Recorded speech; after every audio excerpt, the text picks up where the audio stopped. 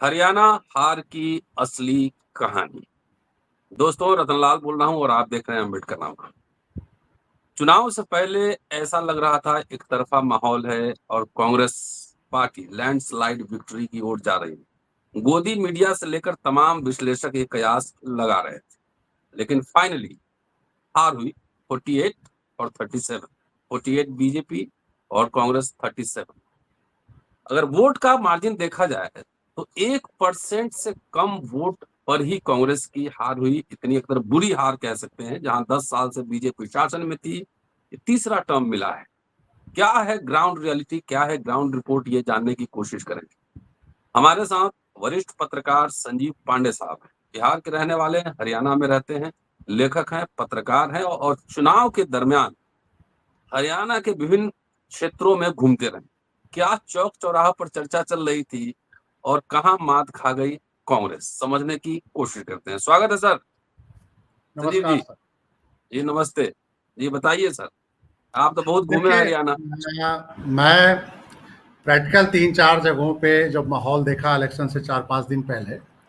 तो मैंने ये देखा कि नॉन जाट वोटरों में एक एकत्रीकरण हो रहा था अच्छा। और यूनाइट हो रहे थे, उस पोलराइजेशन। प्लेटफॉर्म पे क्या अपर कास्ट थे, क्या गुर्जर थे, क्या अहिर थे और क्या दलित थे, और सब में एक भय सा था कि जाटशाही आ जाएगी, जाटिज्म होगा। भूपेंद्र सिंह हुड्डा 10 साल जो भूपेंद्र सिंह हुड्डा ने राज किया, भूपेंद्र सिंह हुड्डा फिर आएंगे, फिर सीएम बनेंगे और उसी तरह से जाटवाद होगा। एक एक कॉमन चर्चा थी। अब ये कॉमन अच्छा। चर्चा क्या बीजेपी ने स्प्रेड करवाई थी कि क्या एक लोगों में रियल भय था, ये एक रिसर्च का विषय हो सकता है। लेकिन ये तय था कि जो नॉन जाट जातियां ठीक वैसे ही यूनाइट हो रही थी जैसे बिहार में इलेक्शन से 15 दिन पहले एक चर्चा होता है कि यादवों का जंगल राज आएगा। जैसे यादवों के खिलाफ वहां थी पिछड़े, दलित, अपर कास्ट सारे एक टैक्टिकल वोटिंग करते हैं, वैसे ही हरियाणा में टैक्टिकल वोटिंग देखी गई। सवाल यह है कि लोग लगातार कह रहे हैं कि ईवीएम ओवीएम, तो देखिए वो तो बड़ी अजीब सी बात है कि कांग्रेस पार्टी जब चुनाव जीत रही होती है फिर ईवीएम पे चुप हो जाती है, लोकसभा चुनाव तक के बाद ईवीएम पे कुछ नहीं बोले, अब फिर हरियाणा पे छाती पीट रहे हैं। अरे भाई, ईवीएम आपको बहुत ही क्वेश्चनेबल लगता है तो आप लगातार उस पर स्टैंड रखिए और लगातार इस इशू को जिंदा रखिए और हटवाइए। तो ईवीएम का कोई मसला हरियाणा में नहीं है। कांग्रेस हारी है, अपनी गलतियों से हारी है। इसमें कांग्रेस के लीडरों का रोल है, इसमें दिल्ली में बैठे हुए अति उत्साही यूट्यूबरों का भी रोल है, जो अच्छा। लगातार हवाई रिपोर्टिंग मार रहे थे, कांग्रेस आई, भाजपा गई, और कांग्रेस हाईकमान उन पे एकदम इतना विश्वास कर रहा था कि ये आपको सामने रिजल्ट आ गया। देखिए, कहने के लिए हम कह सकते हैं कि 1% वोटों का अंतर है, लेकिन उससे बड़ा आश्चर्य की बात यह है कि भारतीय जनता पार्टी के वोट कैसे बढ़े पहले से। अब भारतीय जनता पार्टी की सीटें पिछले विधानसभा चुनाव के मुकाबले कैसे बढ़ गई, तो ये एक बहुत बड़ा रिसर्च का विषय है। कांग्रेस के लिए सेटबैक ये है कि 10 साल की इतनी भारी एंटी इनकम्बेंसी के बावजूद भारतीय जनता पार्टी ने सीटें 2019 के मुकाबले, विधानसभा के मुकाबले बढ़ा ली। तो ये एक रिसर्च का विषय है कि कांग्रेसी कहां मार खा गए। देखिए, 2-3 बातें बड़ी स्पष्ट थी। जब मैं गया अहिरवाल बेल्ट में, मैं गया तो एक लगातार एक माइंड सेट होता है कि यादव है तो यूपी बिहार नहीं। अहिरवाल के यादवों में मैंने ये देख लिया है कि एक तो उनका हिंदुइज्म का सेंटिमेंट है और एक एंटी जाट सेंटिमेंट है अहिरवाल के यादव में। एक जैसे और रूलिंग जाट जो हरियाणा के अंदर छत्रिया हुड भी है, राजे रजवाड़े भी रहे उधर। हाँ, राजे रजवाड़े प्लस वो कहीं ना कहीं इस इलाके में जितने भी, अगर आपको जो हिंदू समाज का जो एक्टिविटी, जो गौ रक्षा का और ये सब तमाम जो है, उसमें यादवों की सक्रियता है। तो मेवात से लगे हुए उधर फरीदाबाद, मैं बड़ा स्पष्ट करता हूं कि हरियाणा को देखिए, हरियाणा में जब नायब सिंह सैनी चीफ मिनिस्टर बने थे तो हम लोगों ने ये सोचा था कि एक गरीब चीफ मिनिस्टर, ये कितना कमजोर चीफ मिनिस्टर कैसे बना दिया। लेकिन वो बीजेपी की बड़ी खतरनाक स्ट्रेटजी थी जिसको शायद कोई नहीं समझ पाया, हम भी नहीं समझ पाए थे। और मुझे बाद में पता चला, किसी भारतीय जनता पार्टी आरएसएस के एक रणनीतिकार से जब मेरी बात हुई तो उन्होंने कहा, देखिए सैनी समाज पूरे हरियाणा में बिखरा हुआ है, जिसका पंचकूला से लेके नारनौल तक आबादी मिलेगी, उधर जींद से लेके इधर पलवल तक आपको मिलेंगे। आपको यमुना के किनारे किनारे भी सैनी मिल जाएंगे। हर विधानसभा क्षेत्र में कहीं ना कहीं इनका बसावट है और एक सौम्य जाति है, लड़ाकू नहीं है। और इस जाति की स्वीकार्यता दूसरे अति पिछड़ी जातियों में काफी है, क्योंकि उनका कॉमन एक वर्क है, चाहे वो बढ़ई हो, चाहे और जो कुम्हार हो, ये तमाम जातियों के साथ उनका एक अच्छा तालमेल है। तो बीजेपी ने एक जबरदस्त सोशल स्ट्रेटजी करके, क्योंकि चूंकि पंजाबी सीएम थे, बेशक वो नॉन जाट थे, लेकिन कहीं ना कहीं अपर कास्ट मुलम्मा उनके ऊपर था, मनोहरलाल खट्टर के प्रति। तो जो सैनी को लाया गया था वो वेल स्ट्रेटजी के तहत लाया गया था। और जाट आरक्षण आंदोलन में क्या हुआ था कि कई जगह सैनियों और जाटों के बीच सीधा टकराव हुआ था देशवाली बेल्ट में, जैसे रोहतक, झज्जर, ये देशवाली बेल्ट इसको बोलते हैं जाटों का। यहाँ पे सैनियों के साथ इनका कई जगह पे झगड़ा हुआ था, यादवों के साथ भी झगड़ा हुआ था कई जगहों पे, गुजरों के साथ टकराव हो गया था हांसी के इलाके में। तो बीजेपी ये 2016 के जाट जो आरक्षण आंदोलन का जो एक पूरा का पूरा जो फिनोमेना था, उसको स्ट्रेटजी के तहत गुजर, अहीर और ये जो सैनी, इन सबों के बीच वर्क कर रही थी और उनको चुनाव के टाइम में याद दिलाया कि देख लो 2016 का आरक्षण का आंदोलन भूला नहीं, भूल गए हो आपने 2000 जो हुड्डा साहब का राज देखा, किस तरह से आपके जातियों की भर्तियां नहीं हुई और इनकी भर्तियां कैसे हुई। इस तरह की चीजों को भारतीय जनता पार्टी के लोग फैला रहे थे। लेकिन जो एक प्रैक्टिकल में बात बोल रहा हूँ, मैं रोहतक में था, किसी इंस्टीट्यूशन में बैठा हुआ था। अच्छा, मेरे साथ वहां पे 8-10 दलित समाज के लोग थे, जो टीचर थे, प्रोफेसर थे, असिस्टेंट प्रोफेसर थे और इम्पोर्टेंट पदों पे बैठे हुए दलित लोग थे। तो वहां पे मैं भी बैठा था, हमारे कुछ मित्र आए हुए थे बाहर से, रोहतक घूमने गए थे कि चलिए चुनाव देखते हैं। तो वहां पे 4-5 लोगों से हमने बात करी। एक तो मैंने वहां माहौल ये देखा कि जो वहां पे कुछ जाट कम्युनिटी के जो स्टाफ थे, उनके तेवर गरम थे और हमारे सामने भी आके बोले कि अरे इनका तो अब 10 दिन रह गया है, 10 दिन के बाद देखेंगे सब, क्लियर कट है कि हुड्डा साहब आ रहे हैं। तो ये जो सिर्फ ये मसला सिर्फ यहाँ का नहीं था, रोहतक का नहीं था, ये मैंने यमुनानगर में किसी वकील साहब से बात करी, वो ब्राह्मण थे, कह रहे थे नहीं यार ये तो बड़ा खतरा हो जाता, मेरे गांव में भी जो एक कम्युनिटी विशेष के लोग, तेवर बड़ा सख्त था उनका और वो सबको डरा रहे थे। तो हम लोग भी डर के, हम लोग कांग्रेसी थे, जिस वकील साहब से मेरी बात हुई वो कांग्रेसी थे, कहते हम लोग सबने भाजपा को वोट कर दिया।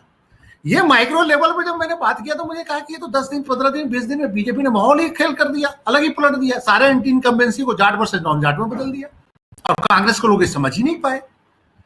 दरअसल क्या था कि अहिरवाल बेल्ट में तो ऐसे भी जो 2 फैक्टर काम करते हैं हरियाणा के अंदर, जो बीजेपी लगातार बढ़ी। एक फैक्टर तो ये था कि राव इंद्रजीत सिंह जैसे लोग भाजपा चले गए, जो यादवों के जो मजबूत लीडर थे वो भारतीय जनता पार्टी में गए।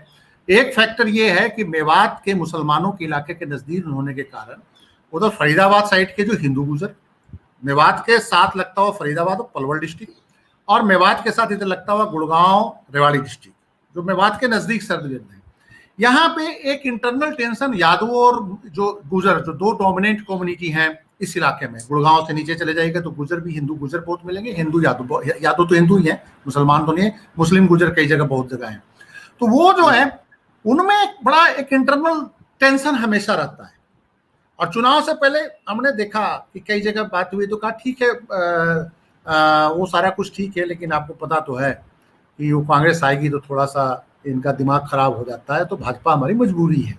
तो ये गुजरों के अंदर एक दिमाग में काम कर रहा था और यादवों के दिमाग में काम कर रहा था। और आप सक्सेस रेट देखिए इस बेल्ट में भारतीय जनता पार्टी का, फरीदाबाद में देखिए, आगे उसके आगे पलवल डिस्ट्रिक्ट में भी कांग्रेस बीजेपी जीती है, गुड़गांवा, नारनौल, रेवाड़ी में ठीक ठाक सीटें जीत गए, कुछ सीटें हारे भी लेकिन कई सीटें जीत भी गए।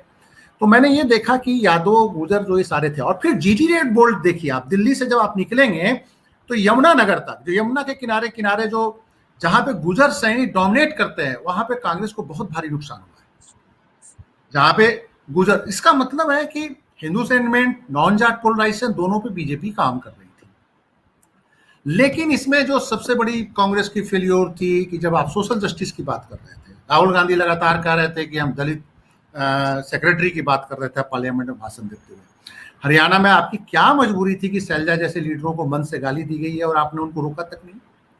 देखिए बीजेपी ने चुनाव से पहले गेम खेला था, उन्होंने कैबिनेट की मीटिंग में सब कैटेगराइजेशन मंजूर करते हुए 10% रिजर्वेशन का, 20% जो भी रिजर्वेशन है उसमें 10% बांट के धानुक और वाल्मीकि को उन्होंने एक साइड में कर दिया था कि इनको हम सब कैटेगराइजेशन सरकार आते हैं बिल पास करेंगे और कर देंगे। कैबिनेट ने उसको मंजूर कर लिया था।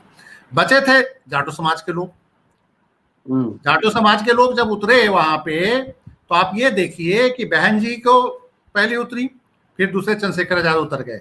कि भाजपा की रणनीति में भी था कि जाटो समाज को कैसे डिवाइड किया जाए। जो लोकसभा चुनाव में, बड़ी दिलचस्प बात है कि लोकसभा चुनाव में दलित वोट वापस आ रहा था, कांग्रेस की तरफ आया था, और जो कांग्रेस की जो 5 सीटें जीती थी उसमें दलितों का इंपॉर्टेंट रोल था। 17 विधानसभा दलितों के लिए जो रिजर्व था शेड्यूल कास्ट के लिए, उसमें से 12-13 सीटें भारतीय जनता पार्टी कांग्रेस जीत गई थी। फिर एकाएक ऐसा क्या हुआ कि दलित वोट वापस भाजपा की तरफ चला गया। दरअसल जाटो समाज जो कांग्रेस की तरफ आ सकता था, वो रही सही कसर शैलजा के अपमान ने पूरा कर खत्म दिया। शैलजा का अपमान कैसे हुआ? मैनिफेस्टो रिलीज हो रहा था। मैनिफेस्टो जब रिलीज हुआ तो आपने शैलजा को नहीं बुलाया।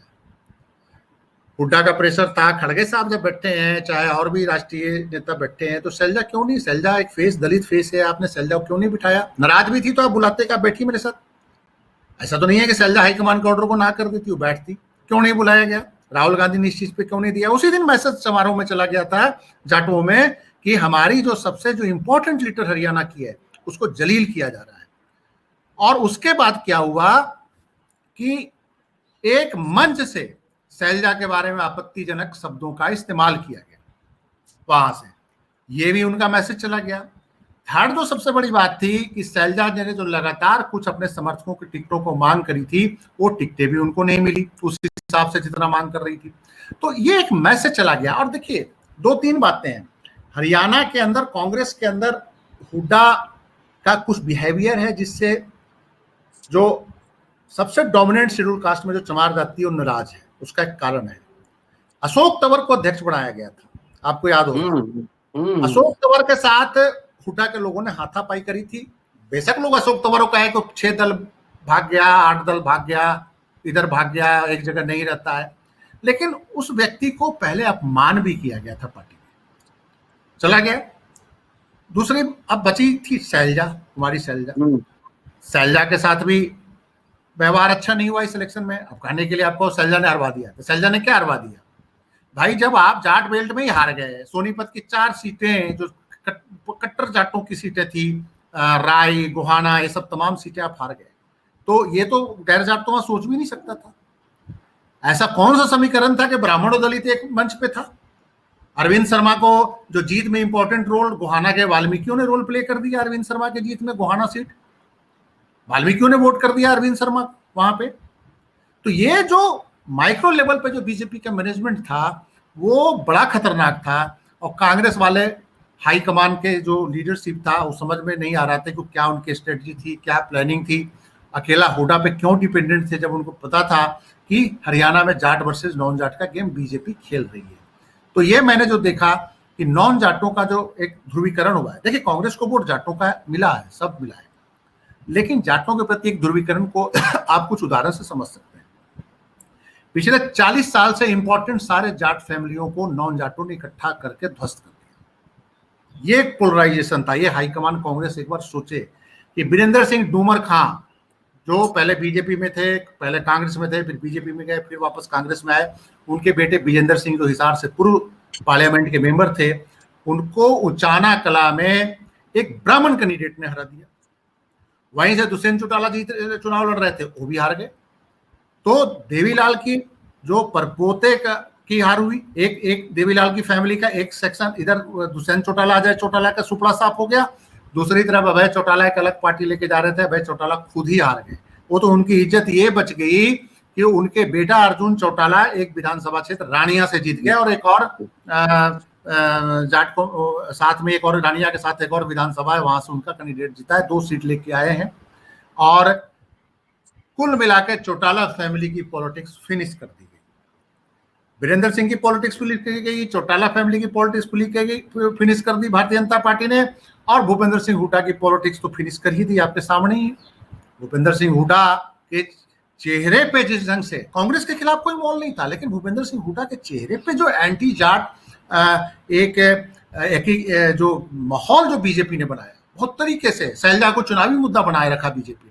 शैलजा का अपमान हो रहा है, अपमान हो रहा है, अपमान हो रहा है। इतना लेट क्यों किया गया? जिस दिन बीजेपी ने मुद्दा बनाया था उसी दिन शैलजा हुड्डा को एक मंच पे लाके पैचअप कराना चाहिए था। ये होना नहीं चाहिए।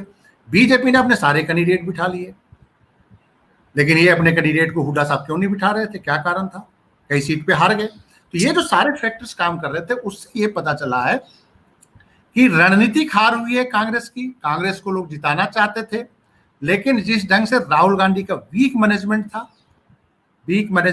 टोटल हुड्डा पे डिपेंड कर गए, और टोटल एक कास्ट पे वो डिपेंड किए कि एक कास्ट से, तो एक कास्ट की राजनीति तो हो नहीं सकती। बिहार में भी और उत्तर प्रदेश में भी आपको ये पता होगा कि अगर यादव अकेला सोचेंगे तो यादव का शासन नहीं आ सकता 15% वोट पे। वहां यादव मजबूत इसलिए रहते हैं कि वहां एक एंटी बीजेपी मुसलमानों का एक वोट पड़ जाता है, तो यादव शासन कर लेते हैं, यादव पावर में आ सकते हैं। लेकिन अगर वहां पे मुसलमान भारत यादव को छोड़ दें इनको, तो फिर क्या होगा, फिर फिनिश, वहां भी खेल खत्म। तो यही हरियाणा में हुआ है। हरियाणा में बेसिकली एंटी जाट एक मुहिम भाजपा ने छेड़ी, और उस मुहिम में वो सक्सेस हुए, वोट परसेंटेज बढ़ा गए, पहले से सीट भी बढ़ा गए, और तीसरी बार शासन करने में आ गए। इसको बोलते हैं माइक्रो मैनेजमेंट, इसको बोलते हैं इलेक्शन को बहुत ही गंभीरता से लड़ना, इसको बोलते हैं हवाई कंपेन नहीं करना। अभी ईवीएम के लोग जो लोग जितना बोलते रहे कि 90% चार्ज था, 60% चार्ज था, लेकिन सवाल ये है कि उसके पहले सैल्या को बनाने से किसने रोका था आपको? आज ईवीएम को लेकर जो रोना धोना कर रहे हैं, उससे पहले आपने ये स्ट्रेटजी क्यों नहीं बनाई कि आप सबको बिठाए करते कि भाई सीएम का कैंडिडेट कोई बात में होगा, दलित फेस पे भी हम लोग विचार कर सकते हैं। आपने जमीनी रिपोर्टें क्यों नहीं ली कि बाकी जातियां क्यों आखिर भयभीत है कि कांग्रेस की जाट राज लाना चाह रही है, इस पे कोई रिसर्च किया? देखिए, कांग्रेस के पास एक बहुत बेसिक प्रॉब्लम है, सर्वे कराती है, सर्वे में कुछ प्रोफेशनल आते हैं, वो लैपटॉप होता है, एक मोबाइल होता है, ऐप होता है, उसी पे आ रहा हूँ।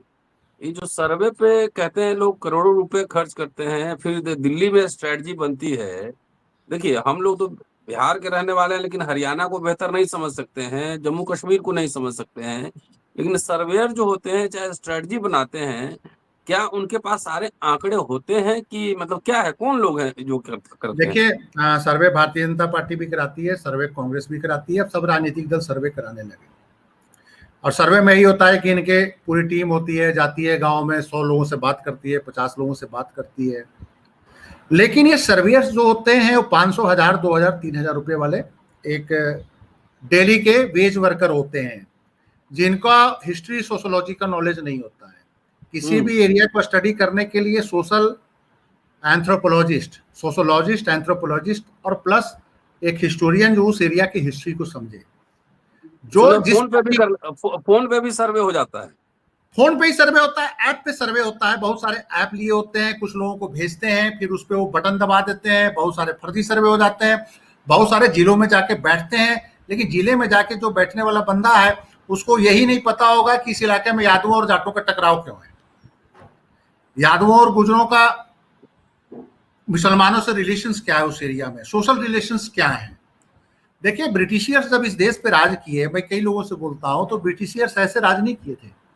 वो जब आए थे तो अपने साथ 100-200 सोशियोलॉजी और एंथ्रोपोलॉजिस्ट लेके आए थे, इस एरिया के लोगों का नस्ल को जानने के लिए। पूरा हिस्ट्री राइटिंग का उन्होंने पूरा डेवलप किया, मॉडर्न हिस्ट्री डेवलप किया, मॉडल डेवलप किया।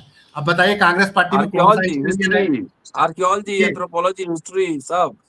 तो मैं वही कह रहा हूँ, कौन सा सोशोलॉजिस्ट, कौन सा एंथ्रोपोलॉजिस्ट और कौन सा हिस्टोरियन राहुल गांधी के साथ है? भारतीय जनता पार्टी को तो हम लाख बोलते हैं कि आरएसएस के लोगों को इतिहास नहीं पता, लेकिन वो अपने राइट विंगर हिस्टोरियन को तो साथ रखे हुए हैं, जो कहते हैं जाके समझाओ इनको, हिस्ट्री के एंगल से ही समझाओ, चाहे जैसे बोल के समझाओ, झूठ बोल के समझाओ, सच बोल के समझाओ, एक टीम तो रखे हुए हैं वो। उनके अपने हिसाब से कुछ सोशोलॉजिस्टों से भी सलाह लेते हैं, चाहे वो राइट विंगर हो। यहाँ तो कुछ नहीं है, हवा हवाई है कि पता नहीं कौन आके सर्वे कर रहा है, क्या कर रहा है, 56 सीट दे दिया, 58 सीट दे दिया, 44 सीट दे दिया। एक बात बताइए, 240 पे रुका भारतीय जनता पार्टी का रात, बस एक लाइन इस पर इसलिए हो गया, वो इसलिए रुक गया 240 पे, तो भाजपा की गलती थी। अगर भारतीय जनता पार्टी ये ना बोलती कि हम संविधान बदलेंगे, तो ना आप जैसे एक्टिविस्ट लोग एक्टिव होते, अरे बाप रे बाप, संविधान बदला जाएगा तो आरक्षण खत्म हो जाएगा। कांग्रेसियों का क्या रोल है बताइए? कांग्रेसियों ने कौन सा इसमें बड़ा वो तोड़ दिया, किला फतह कर लिया? ये तो भाजपा के कुछ मूर्खाधिराज, अति उत्साही अनंत कुमार हेगड़े, लल्लू सिंह, कल्लू सिंह, फलना दीक्षित, फलना शुक्ला, अरे भैया 400 पार चाहिए। एक हमारे यहाँ के अति पिछड़ी जाति के हमारे बोध गया के नेता थे, वो कौन प्रकोष्ठ में थे, वो बोले कि 400 से ज्यादा चाहिए। वहां के बिहार के सीनियर एक प्रेम कुमार अति पिछड़ा नेता है, उनकी मीटिंग में संविधान बदलना है, तो ये अति उत्साही जो भाजपा के अंदर जो लोग बैठे थे, उन्होंने कहा दिया हम संविधान बदल देंगे, और संविधान बदला। तो जो एक्टिविस्ट थे, चाहे उसमें आप रहे हो और भी इस देश के जो तमाम जो सेकुलर एक्टिविस्ट थे, उन्होंने कहा संविधान बदलने का मतलब आरक्षण खत्म होगा। जब आरक्षण खत्म होने की बात आई, कांग्रेसियों को तब तक भी समझ में नहीं आया था, इनकी बुद्धि का आंकड़ा नहीं खुला था, बुद्धि इनकी नहीं खुली थी कि अरे भैया संविधान बदलने का मतलब क्या है। ये तो यही सोच रहे होंगे कि राष्ट्रपति शासन ले आएंगे, अकेला राष्ट्रपति होगा, अमेरिकन सिस्टम। कांग्रेसियों के कई जगहों के जब मैंने बात करी है तो इनका आईक्यू लेवल इतना लो होता है कि संविधान बदल देंगे उसका मतलब होगा कि राष्ट्रपति शासन ले आएंगे। तो राष्ट्रपति शासन ले आएंगे तो नरेंद्र मोदी से लोगों को क्या नुकसान है? राष्ट्रपति शासन ले आए अमेरिका की तरफ पे, बिल क्लिंटन की तरफ पे, तो उससे तो नरेंद्र मोदी को कोई नुकसान नहीं होगा। नुकसान तो तब हुआ कि जब ये कहा गया कि संविधान बदलने का मतलब है कि ओबीसी, पिछड़ी जातियों और दलितों का आरक्षण छीना जाएगा। मोर्चा तो दलितों ने संभाला कि बाबा साहब का संविधान बदल देगा, आरक्षण खत्म कर देगा। उसको लेकर कांग्रेस ने जब स्टैंड लिया, मुलायम सिंह जी के बेटे ने स्टैंड लिया, तमाम विपक्षी पार्टियों को बाद में समझ में आया कि तो बहुत बड़ा मुद्दा उनके हाथ में आ गया। उसके कारण भाजपा का रथ रुक गया, 240 पे आ गया, 240 पे आ गया।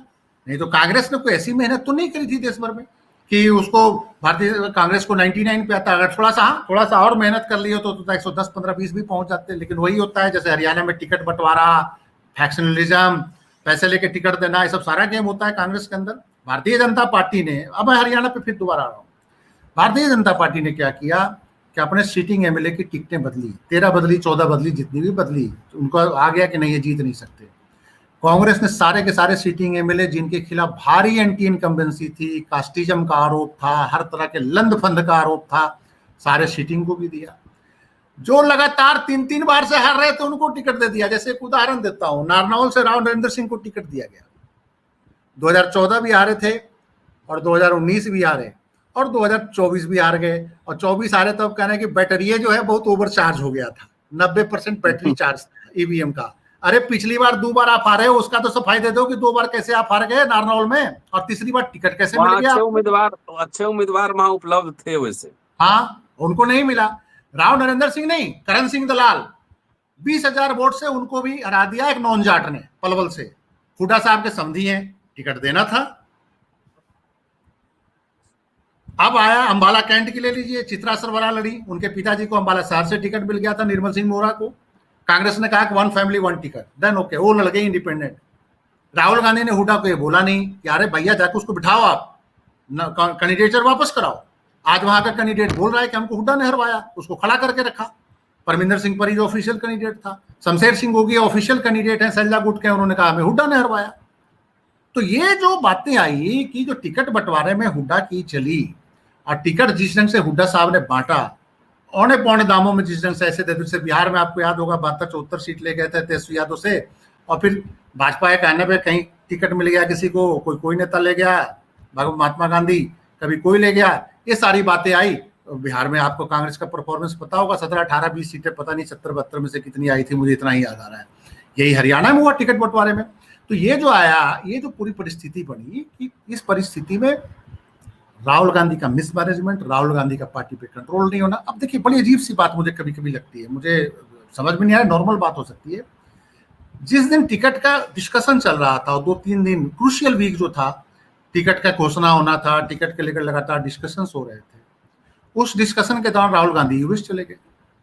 मुझे ये समझ में नहीं आया। राहुल गांधी यूएस 4 दिन टाल सकते थे।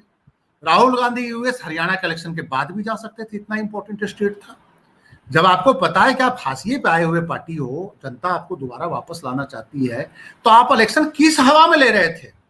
इनके जो चीखने चिल्लाने वाले जो प्रवक्ता बैठे होते हैं और चाय चाय चाय चाय टीवी पे कर रहे होते हैं, इनको तो जमीन का कुछ पता ही नहीं होता कि जमीन पे हो क्या रहा है।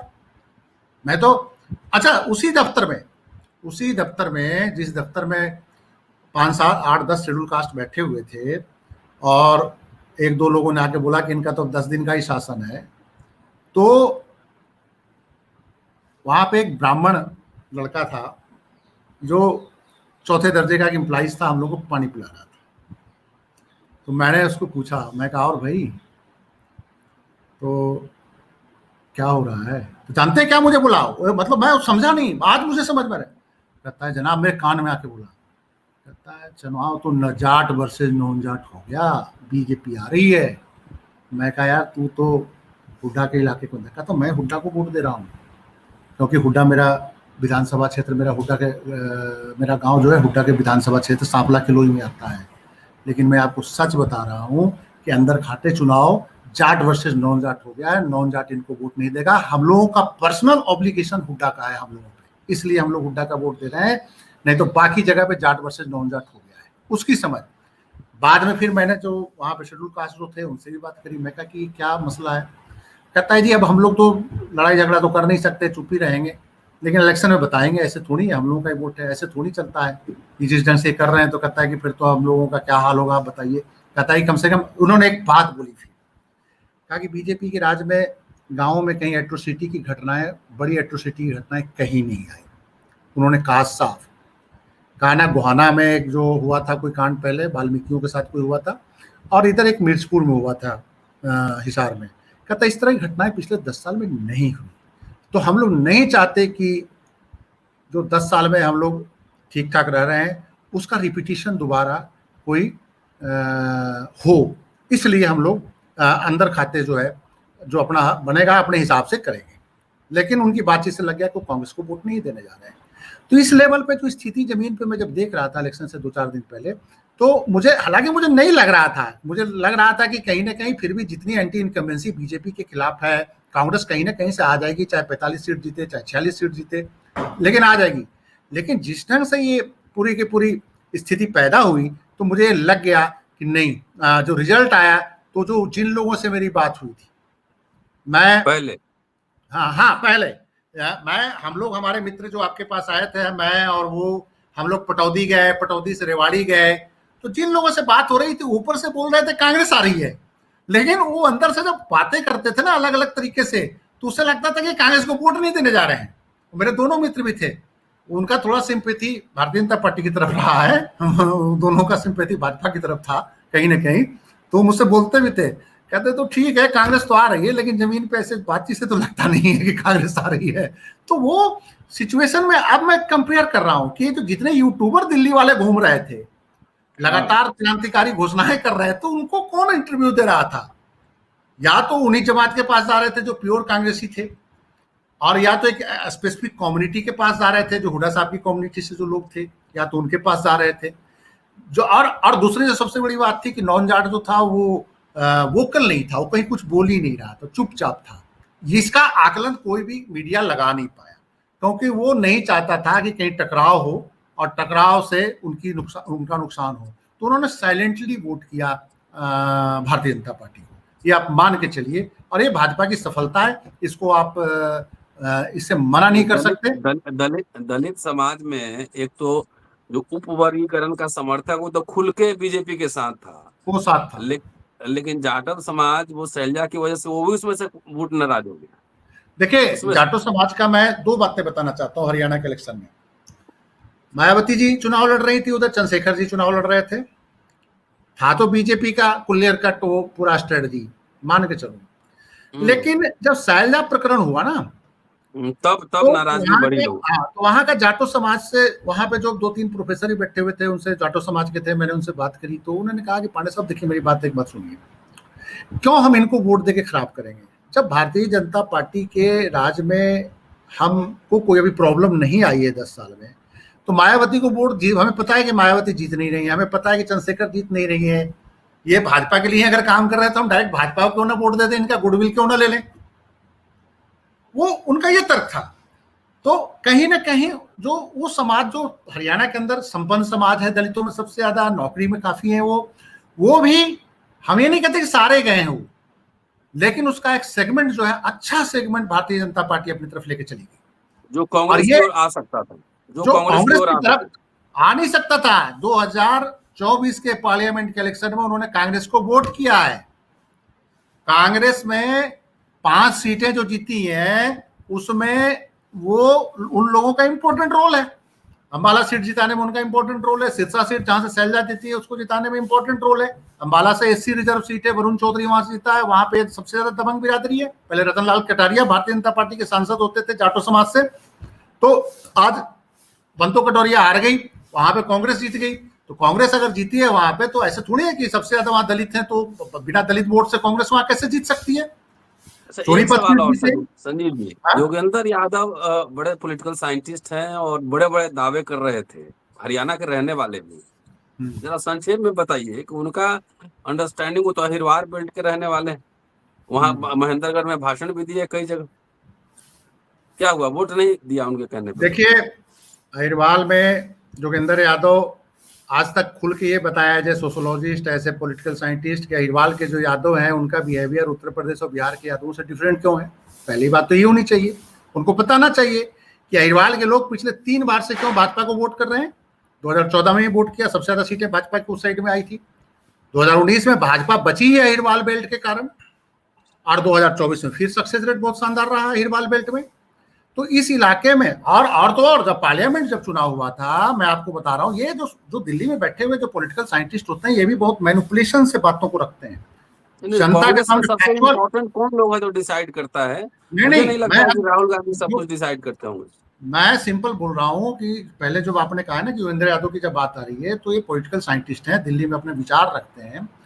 ये जो पॉलिटिकल साइंटिस्ट होते हैं या जो पॉलिटिक्स करते हैं और प्योर जो एकेडमिक्स नहीं होते, साथ में पॉलिटिक्स भी कर रहे हैं चाहे और भी कर रहे हैं, तो उनका एक होता है कि कुछ ऐसी बातों को छुपाते हैं जिससे उनका वो बना रहा है। जैसे मैं बात बता रहा हूँ कि मैं भी अहिरवाल क्षेत्र में घुमा हूँ, ज्यादा नहीं घुमा हूँ लेकिन कुछ एरिया में घुमा हूँ, तो वहां जो मैंने यादवों का माइंडसेट देखा है वो उत्तर प्रदेश बिहार की तरह है ही नहीं है, वो हम जानते हैं। तो फिर आप एक बात बताइए कि लालू यादव के दामाद लड़ रहे थे रेवाड़ी से, 28,000 वोट से हार गए, राव चिरंजीव 28,000 वोट से आ रहे हैं।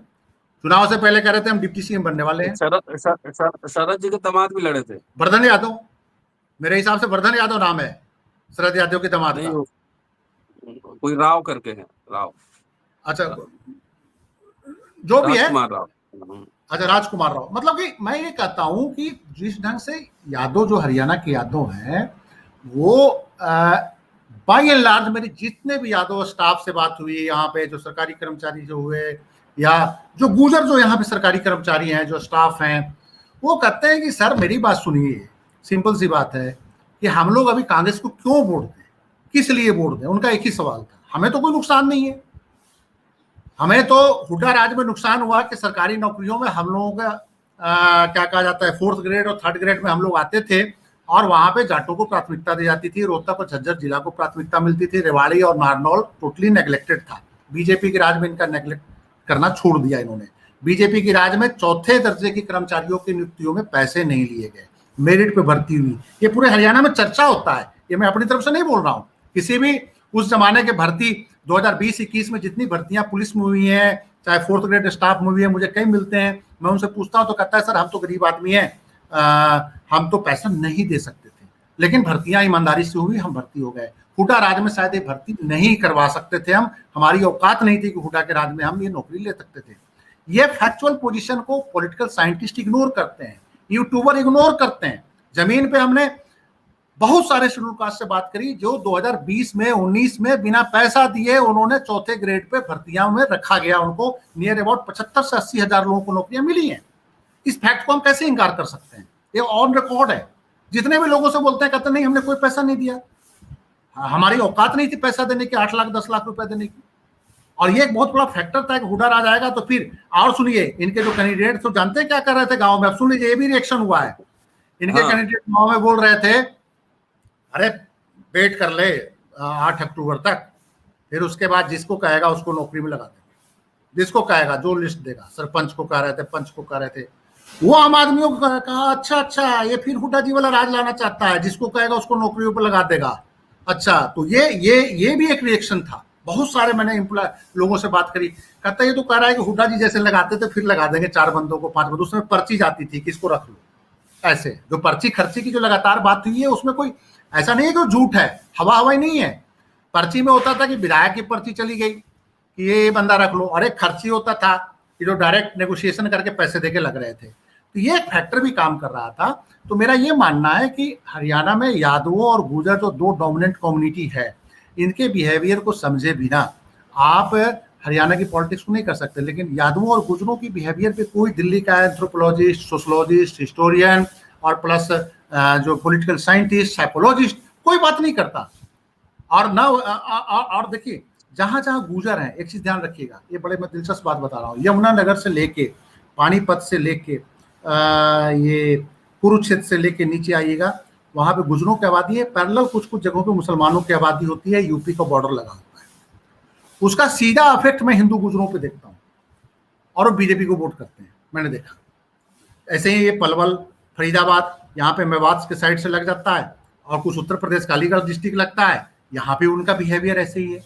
तो मैंने ये देखा कि बहुत सारे फैक्टर काम कर रहे थे। राहुल गांधी को ये सोचना चाहिए कि सिंपल सर्वे टीम से काम नहीं चलेगा। सर्वे टीम पे भी एक से कलाकार होते हैं, पता चला किसी कैंडिडेट से पैसा ले लिया और सर्वे में दे दिया कि नंबर 1 है, सबसे ताकतवर है।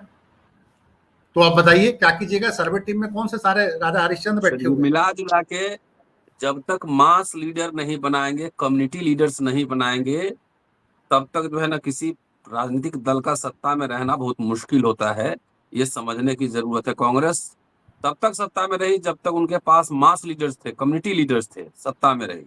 जब आर्म चेयर के आसपास घूमने वाले लोग सिर्फ नेता बने और कम्युनिटी लीडर्स नहीं बनाएंगे, तो यही होगा, एक चेहरे के पीछे लड़ेंगे और उसका परिणाम आप समझ सकते हैं। जी संजीव जी, कंक्लूडिंग। देखिए, मैं ये कहना चाहता हूं कि मास लीडर और जो नए लीडरशिप, जमीन से निकले हुए नए लीडर्स, वही नेता के पुत्र नहीं है।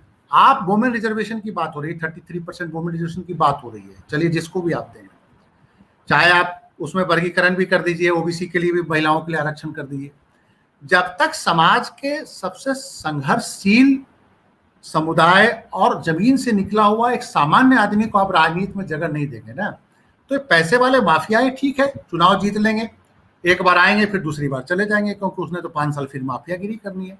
इससे सारे पॉलिटिकल पार्टियां कर चुकी हैं। दूसरा, राहुल गांधी लगातार बोल रहे हैं, मैं आपको हम लोग भी चर्चा कर ही रहे हैं, राहुल गांधी बोल रहे हैं, भारतीय जनता पार्टी बोल रही है, शेड्यूल कास्ट, ओबीसी के क्या कहा जाता है, हितैषी सारे हैं। लेकिन जमीन पे जब राहुल गांधी, वैसा काम मान के चलिए कि शैलजा ने भीतरघात किया होगा, लेकिन मैं समझता हूं कि शैलजा ने भीतरघात क्यों किया गया, इस पे पहले विचारार्थ कांग्रेस में होना चाहिए था। जब आप दलित एट्रोसिटी, दलित अपलिफ्टमेंट की बात करते हैं, तो आप जो दलित लीडरशिप जो आपके पंथ पार्टी के अंदर जो मौजूद है, एक मैं आपको बात बताता हूं, आप बात कीजिएगा। प्रदीप नरवाल एक बावनी खेना से चुनाव लड़ रहा था, कैंडिडेट था कांग्रेस का, हार गया 22,000 वोट, 22,000 से हारा। लेकिन वो कुछ दिन पहले मैंने किसी से बात करी, क्योंकि किसी ने मुझे बताया, मैंने पूछा कि कैंडिडेट का क्या होगा, प्रदीप नरवाल का, कहा चुनाव हार जाएगा। मैं कहा क्यों? कहता है कि हरियाणा के स्टेट लीडरशिप इसको हराने में लगी। स्टेट लीडरशिप मतलब समझ गए ना, स्टेट लीडरशिप मतलब जो मजबूत लीडरशिप, शैलजा नहीं, जो हुडा कैंप को ही समझ गया। तो मेरा ये कहना है कि जो यंग लीडरशिप है, आप उनको जगह नहीं दे रहे हैं, पार्टी एक जगह सेंटर हो रहा है, बैलेंस नहीं। बीजेपी में एक बात बताइए, बीजेपी में हुड्डा को एक बड़ा इंपॉर्टेंट उदाहरण है, हुड्डा को 2 बार चुनाव हारने के बाद भी हाईकमान इग्नोर नहीं कर रही है। 2 बार चुनाव हार चुके हैं, नहीं इग्नोर कर रही है ना हुड्डा को। जिस दिन नरेंद्र मोदी को ये पता चला, आरएसएस को ये पता चला, बीजेपी को ये पता चला कि भैया खट्टर चुनाव हमको नहीं जिता सकता। आपको पता है, गुड़गांव की रैली में नरेंद्र मोदी खट्टर साहब की तारीफ कर रहे थे, हमारा पुरानी दोस्ती है, हम लोग रोहतक में अकेले इकट्ठे रहते थे, खट्टर साहब जैसा कोई लीडर नहीं है। कोई भी आदमी उम्मीद नहीं कर सकता था। अगले दिन पता चला खट्टर साहब से रिजाइन ले लिया, खट्टर साहब से रिजाइन लेकर नायब सिंह सैनी को सीएम बना दिया। सवाल ये है कि समय पे किसी चीज को पहचानना नहीं, लीडरशिप में चेंज नहीं लाना। क्या ऐसी मजबूरी थी कि 2014, 2019 से लेकर 2024 तक आप भूपेंद्र सिंह हुड्डा को ढो रहे हो? आप भूपेंद्र सिंह हुड्डा को अकेला नहीं ढो रहे हो, आप उनके बेटे को भी, आगे दीपेंद्र सिंह को भी ढोगे। कौन सी ऐसी मजबूरी है? ये भी मेरा हाईकमान से एक सवाल है। कुछ ना कुछ तो होगा कमजोरी जो पकड़ रखा होगा। खट्टर साहब जरा अपने किसी परिवार के मेंबर को लेके आ जाए भाजपा में, बोले ये हम तो हट रहे हैं, हमारे हमारे ये इसको बहन को बना दो, क्योंकि बच्चे बुच्चे तो है नहीं, उनकी मैरिज मुरिज तो हुई नहीं है, या हमारे उसके या नायब सिंह सैनी कल को हटाए जाएंगे, वो कहेंगे कि मेरी वाइफ को सीएम बना दो, मेरा बेटा को सीएम बना दो, मैं मान जाऊंगा। भारतीय जनता पार्टी के अंदर कल्याण सिंह की बड़ी बुक्कत थी किसी पार्टी में, हमेशा कहते थे कि हम राजवीर को बढ़ाएंगे, राजवीर को बढ़ाएंगे। राजवीर सिंह कहाँ है? वसुंधरा राजे की बहुत तगड़ी हैसियत थी, अपने बेटे को केंद्रीय मंत्री तक नहीं बनवाई पाई दुष्वंत सिंह को। तो मेरा ये मानना है कि कांग्रेस में ऐसे जो छत्रप्स हैं, जो पार्टी को नुकसान भी कर रहे हैं, लेकिन पार्टी का हाईकमान बर्दाश्त कर रहा है, और वो उसके बाद चला भी जा रहा है। तो ये तो बड़ी कमाल की बात है। मुझे तो अब तो मुझे राहुल गांधी मुझे बहुत पिछले दिनों में क्रांतिकारी लग रहे थे, समझदार लग रहे थे, लेकिन हरियाणा चुनाव के बाद हमको राहुल गांधी पे थोड़ा सा क्वेश्चन मार्क है कि इनके पास टीम अच्छी नहीं है। टीम अभी भी इनके पास कुछ ऐसी है जो आरएसएस की टीम है या तो बीजेपी की टीम है, इनको मिसगाइड करती है। राहुल गांधी के ऊपर मैं कोई ऐसा कोई नहीं कहता हूँ कि राहुल गांधी खुद ही संदिग्ध है। राहुल गांधी ऑनेस्ट हैं, ईमानदार हैं, अपने बात पे कमिटेड है, लेकिन बात पे सिर्फ कमिटेड रहने से क्या होगा जब आपके पास आप दलित की बात कर रहे हो, एक दलित महिला को गाली दिया जा रहा है मंच से, शैलजा को, और आप कुछ बोल नहीं रहे हो। आप उनको चीफ मिनिस्टर हुड्डा साहब को बोल नहीं रहे हो कि हुड्डा साहब क्या हो रहा है, गलत हो रहा है, ये नहीं होना चाहिए, इलेक्शन में नहीं होना चाहिए। इलेक्शन से पहले आप चारों लीडरों को बिठा नहीं रहे हो। आप हरियाणा भाजपा में फैक्शनलिज्म था, सारे फैक्शंस को बोल दिया गया, आप लोग आराम से काम कीजिए, आए माए कीजिएगा तो सबको बाहर कर देंगे, यहाँ कोई जरूरत नहीं होगी आपकी। सारे मिलके काम किए। जब मेरे मित्र थे जो आए हुए थे, उनके सामने मैंने किसी एक आरएसएस के बड़े पदाधिकारी को फोन किया, तो मैंने कहा कि अब तो लगता है आप लोग हार रहे हो। तो उसने कहा, मैंने कहा कितनी सीटें आएंगी आपकी? हमारे मित्र सुन भी रहे थे। उन्होंने कहा कि अभी 24-25 आ जाएगी, लेकिन 2-3 दिन है, मैनेज हो जाएगा, कर रहे हैं हम लोग, हमारा जो सोशल इंजीनियरिंग है कामयाब होगा, सरकार तो हमारी ही बनेगी, ये बोला। अब हम लोग भी एक भयभीत हो जाते हैं कि साला ईवीएम चेंज होगा, लगता है कोई जबरदस्त तगड़ा होगा, जैसे आप बोल रहे हैं, चीख रहे हैं भारतीय जनता कांग्रेस वाले, ईवीएम बदल दिया, ईवीएम बदल दिया, ईवीएम बदल दिया। नायब सिंह सैनी ने कहा था कि हमारी सारी व्यवस्थाएं हैं। अरे भैया, ईवीएम बदलना होता तो 47 सीट नहीं, और आपको 40% वोट नहीं आने देते हो, वो आपको वो तो हरियाणा के मिजाज को थोड़ा बहुत हम भी समझते हैं। और जो वोट गिरा ध्रुवीकरण वहां पे हुआ है, देखिए एक तो ब्राह्मण फैक्टर भी है, वहाँ ठीक ठाक पॉपुलेशन है, बनिया ब्राह्मण, फिर दलित वर्ग का जो वर्गीकरण था वो पूरा सेक्शन, यादव, गुर्जर, सारा वोट जो है ना वो बीजेपी का ट्रेडिशनल वोट है वहां पर। तो इसमें कोई रॉकेट साइंस नहीं है समझने के लिए, मैं दिल्ली में बैठ के समझ सकता हूँ, लेकिन पता नहीं कितने बड़े रणनीतिकार सब रणनीति बनाते हैं। बहरहाल छत्रपगिरी और गुटबाजी के कारण सिर्फ हरियाणा नहीं, मध्य प्रदेश, छत्तीसगढ़ और राजस्थान, ये सब हाथ से गया, स्वाहा हो गया। तो ये नेता लोग समझे, हम लोग तो समीक्षा करते हैं, समीक्षा करते रहेंगे। शुक्रिया संदीप जी, और दोस्तों देखते रहिए अम्बेडकर नाम। Thank you.